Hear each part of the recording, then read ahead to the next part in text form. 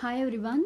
In previous chapter we already studied about the three problems that every economy faces, that is what to produce, how to produce and whom to produce. In this chapter we'll learn each one of them in a little detail. In every economy, range of goods and services are produced by businesses and offered for sale. Let's study about these goods and services in little detail. That is the problem of what do we produce. Goods are physical objects like shoes and shirts, whereas services are actions and activities that one person performs for another, like haircuts, dental checkups, and tutoring, all services. Two types of There are two types of goods and services. One is consumption goods and services. These are the items that individuals and governments buy and use up in the current period. So the businesses don't buy consumption goods and services. It's only individual or household sector and governments who buy and use up in the current period. It is not hoarded for future use. Consumption goods and services bought by households include items such as housing, automobiles, bottled water, ramen noodles, chocolate bars, sandwiches, movies, downhill skiing lessons, and doctor dental services. Consumption goods and services bought by governments include items such as police and fire services, garbage collection, and education.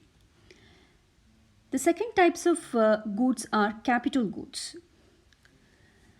These goods that businesses and governments buy to increase productive resources to use over future periods to produce other goods and services.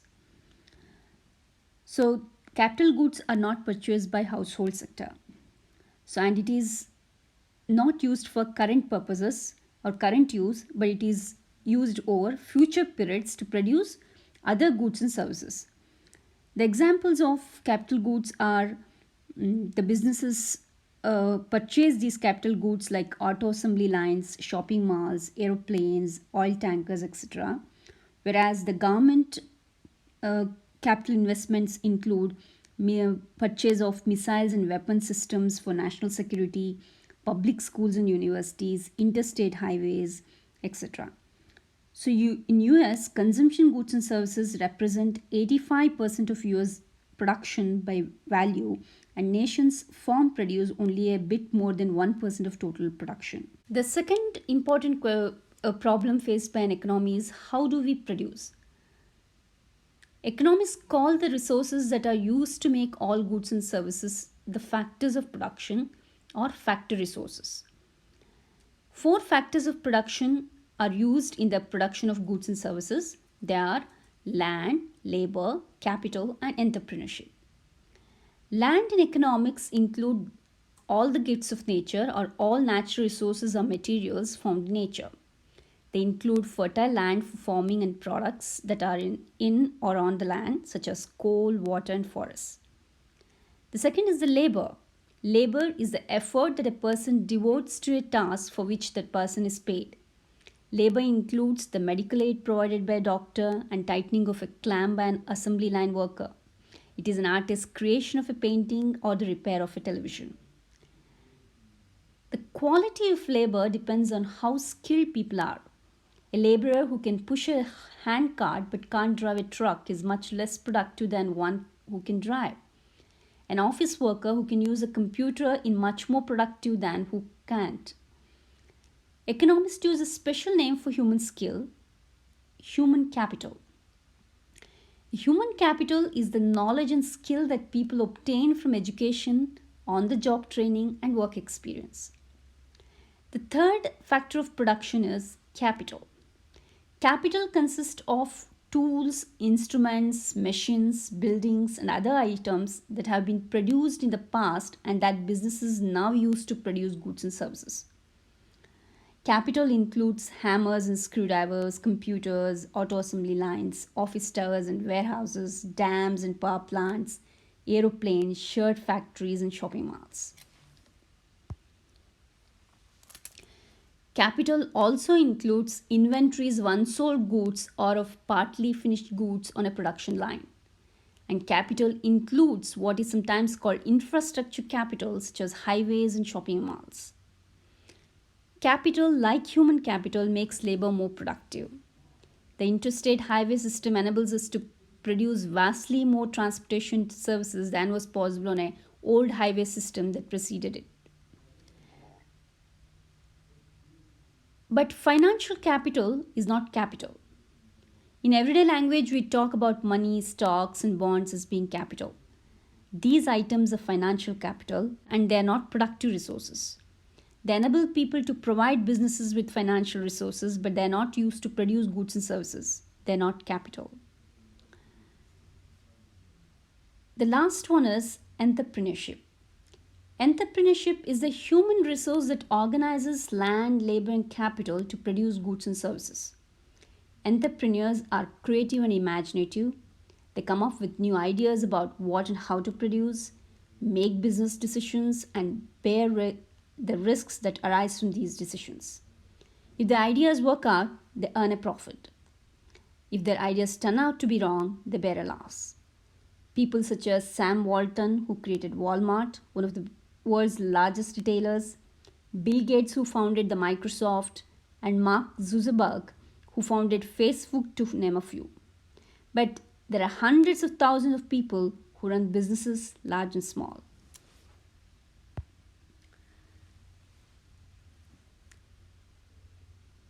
The third and the last problem faced by every economy is, for whom do we produce? And this is something associated with the distribution of income. Who gets the goods and services depends on the incomes that people earn. A large income enables a person to buy large quantities of goods and services. A small income leaves a person with a small quantity of goods and services. This is related to distribution of wealth and income. People earn their income by selling the services of the factors of production they own. That is, rent is paid for the use of land, wages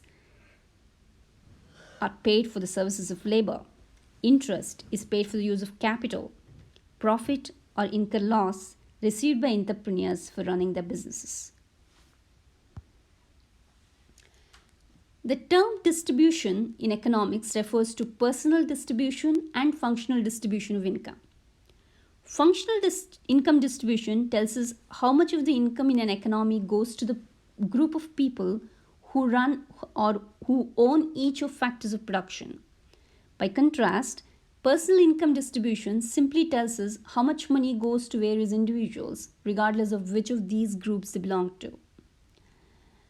Let's see some of the features of both functional distribution of income and personal distribution of income.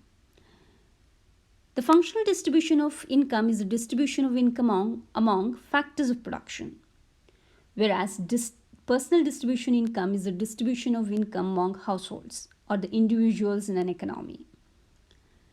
The functional distribution or factor share distribution explains the share of total national income or reward received by each factor of production: rent, wages, interest, and profits, the rewards for the services of land, labor, and capital and organization, respectively. Whereas personal distribution or the size distribution of income relates to individual person and their incomes. What matters is how much someone earns, not so much whether that income consists of wage, interest, profit, pension, or whatever. The third feature of function distribution is it is primarily concerned with the price of the unit of labor, a unit of capital, a unit of land, and being therefore an extension of price theory. It is sometimes called the theory of factor prices. Whereas personal distribution income, we study the pattern of the distribution of national income and the shares received by the different classes. But there is a relationship between personal income and the functional distribution of income. Despite these apparent differences between personal distribution and function distribution, there is a close relationship between the two. The personal distribution in a country is ultimately affected by its functional distribution of income. If the rewards to the factors in production are just and equitable, the distribution of personal income is also just and equitable. As a result, individual incomes are high. There is great demand for products and services, leading to more investment, more employment, and to increase production and national income. Higher personal incomes mean higher standard of living and greater efficiency in production. On the other hand, if the functional distribution of income is unjust and is based on the exploitation of factors production, the personal distribution of income is also unjust and inequitable.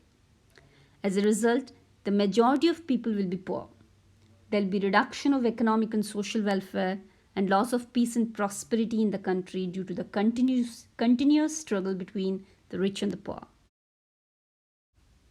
Here the pie chart shows the functional distribution of income in US, which shows that the wages earn 69% of the total income, whereas the rest, rent, interest, and profit, earn 31% of the total income. And the cross-section data shows the personal distribution of income. And according to 2011 statistics of Bureau of Economic Analysis, in US, richest 20% earn 50% of the total income. Households at the other end of the scale, like those of fast food servers, are in the poorest 20% who earn only 3% of the total income. The distribution of income has been changing and becoming more unequal. The rich have become richer, but it isn't the case on the whole that the poor have become poorer. They just haven't become richer as fast as the rich have. That's it for this chapter. Thanks for watching.